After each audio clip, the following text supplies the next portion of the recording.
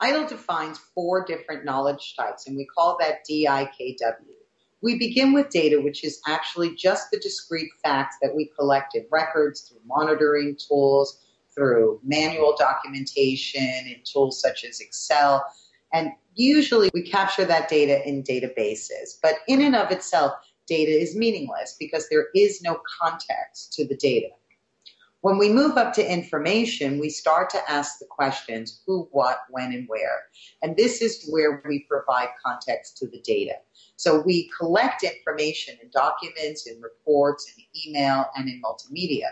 So for example, if you were going to run a report on incidents that were closed yesterday, the context would be closed and yesterday. Just having the incident records alone would not provide any type of meaningful knowledge to the recipient. As we move up to the next layer of knowledge, we ask the question, how?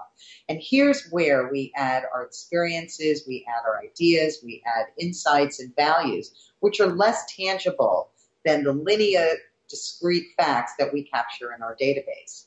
But it's when we get to the knowledge level that we're able to facilitate decision-making because we're taking a holistic approach to our knowledge. And then finally, wisdom allows us to look backwards and ask why. So it applies knowledge and it puts it into context the same way that information put data into context. So wisdom is based on good, strong, common sense judgment. It allows us to look backwards, it allows us to look at today, and it allows us to look into the future. So knowledge management really relies on system thinking. And so in order to move to system thinking, you have to look at how things are related to work together towards a common goal. So we have to look at our discrete data, we have to look at our information, our reporting, and we have to be able to add the intangible layer of experience and values and insight and ideas in order to facilitate decision making. A system is usually built from a set of tools and databases, so it's not usually just a single tool or a single database, so that it forms a virtual repository. And in the end, it provides the big picture view.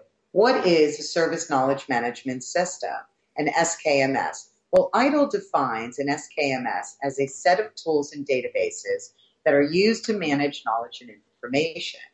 It includes the configuration management system as well as other tools and databases. So if you have multiple CMDBs, that would be included in the Service Knowledge Management System or the SKMS.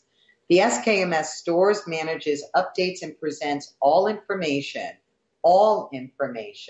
that an IT service provider needs to manage the full life cycle of IT services.